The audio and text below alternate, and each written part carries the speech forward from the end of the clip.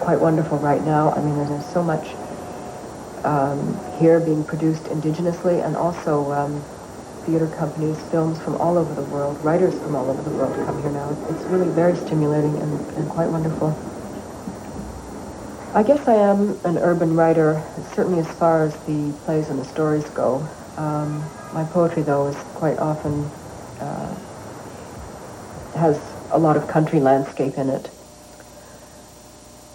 When I'm writing poetry, I write out of an inner impulse, something from a dream or something in the environment.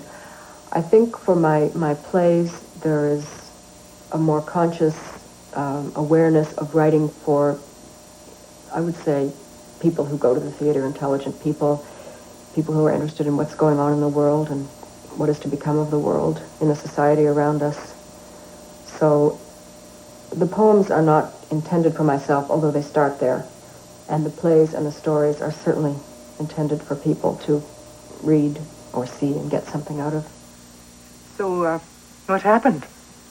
Well, I'm not sure I want to tell you. Well, I mean, did your old man leave you? Sort of. Yeah, men, they're all jerks. You're probably better off without him. Hazel, huh? Bernie's got the peanut butter in the bathroom.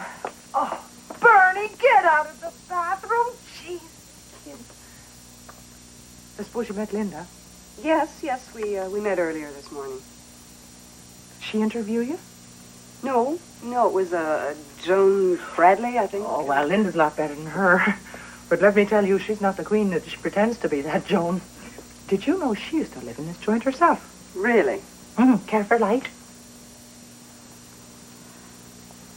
Thank you. Oh. I don't believe we've been properly introduced. I'm Hazel. Hazel Blake. My name's Hickson, with an X. Well, it's good to meet you, Hickson. It's Mrs. Ruth Hickson. Mrs. Ruth Hickson, sorry. Coming! I was under the impression only Linda got the door. Oh, only if it's guys. Linda always gets the guys. Home for the battered, bruised, but brave. Can we help you? His place?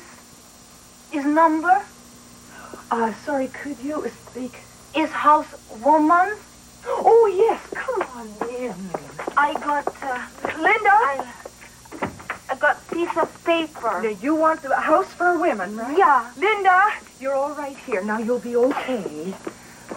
I sure my husband tried to kill me. Linda, come here. You'll be all right now. I no place to go.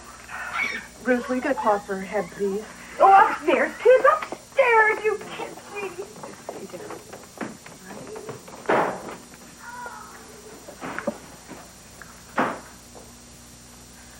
My husband, he beat me all the time now.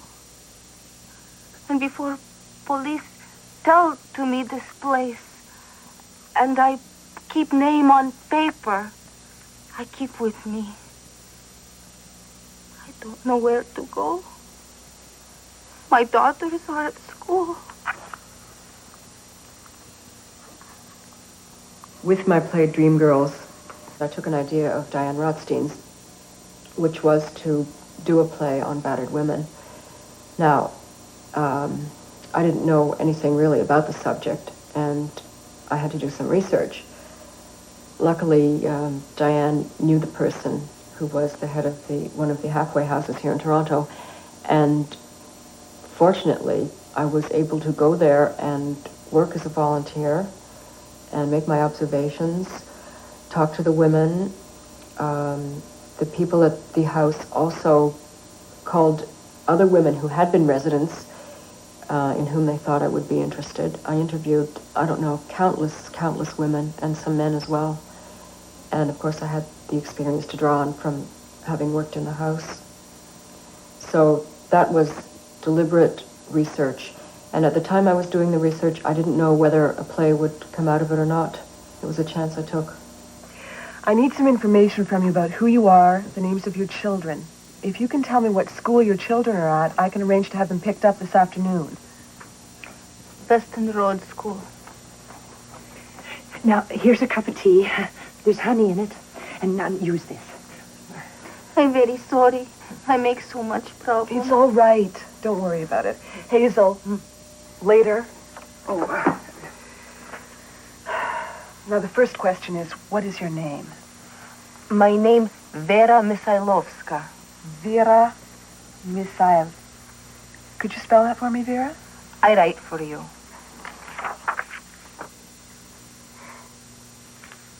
Vera Misailovska. Where did you get a name like that from? That Yugoslav name. So you're a landed immigrant. How many years have you been in Canada? 4 years.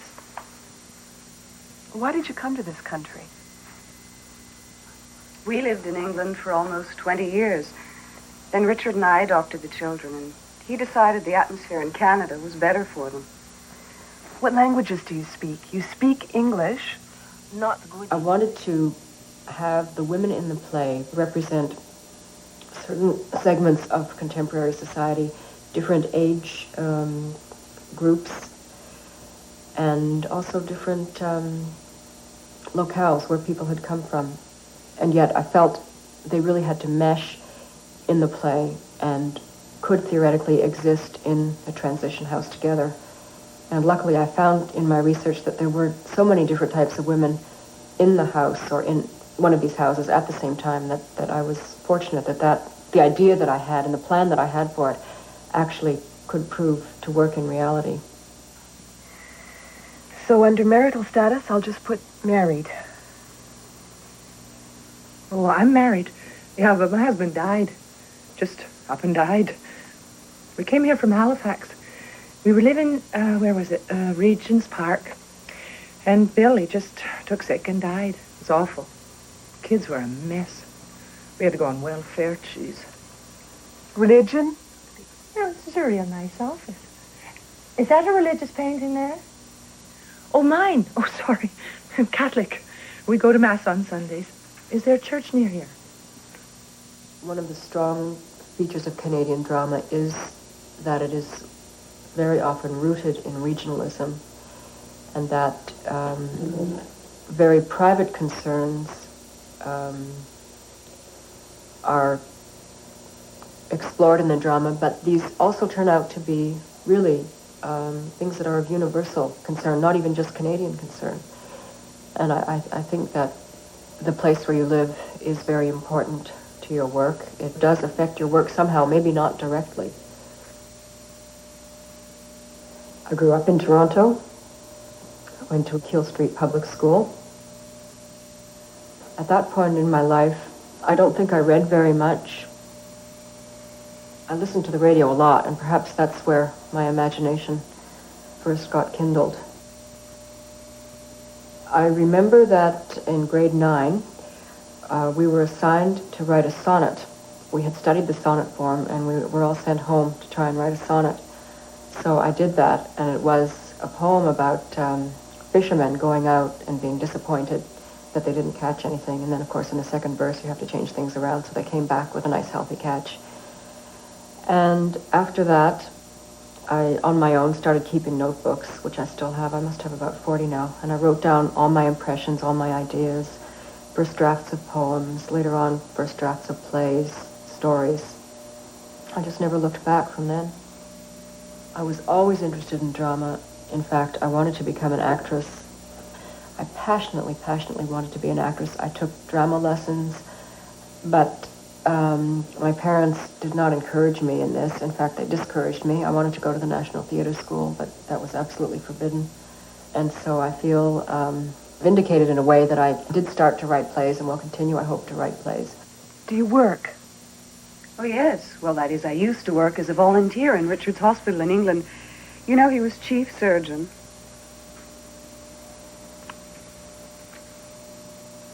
I work factory. Not today, but soon. Work? Well, I work from the minute I get up in the morning to the minute I go to sleep at night. What with running after 5 little buggers, kids, all the time. Oh, you mean a regular job? Well, I worked in a cannon factory in Halifax before I got married. Education? Now, Bernie goes to a special school, but he's all right. Oh, you mean mine? Oh, well, just put down between grade 10 and grade 11. It's a different town home, you know. My only experience in the nuts and bolts of playwriting was the 9 months or so I spent as a playwright in residence at the Tarragon Theater. I was with 8 others, only one of whom did not have experience at writing plays. We were given a list of plays and playwrights to read during the year. We had deadlines for first, second, third drafts, whatever. We read these among ourselves and critiqued them. So it was a critical experience as well as a learning how to write plays experience. And then we chose directors in conjunction with the dramaturge, and the director cast the show, and they were done in a workshop situation, and members of the theater community in Toronto were asked to come and see the final work, and also invited to leave their comments, some of which were very helpful, in my case anyway.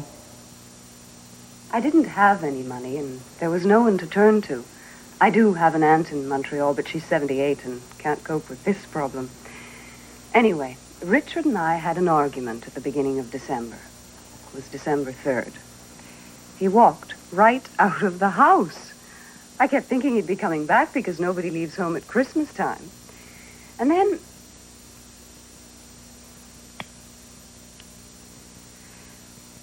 Well, then I discovered that all my charge accounts had been closed down.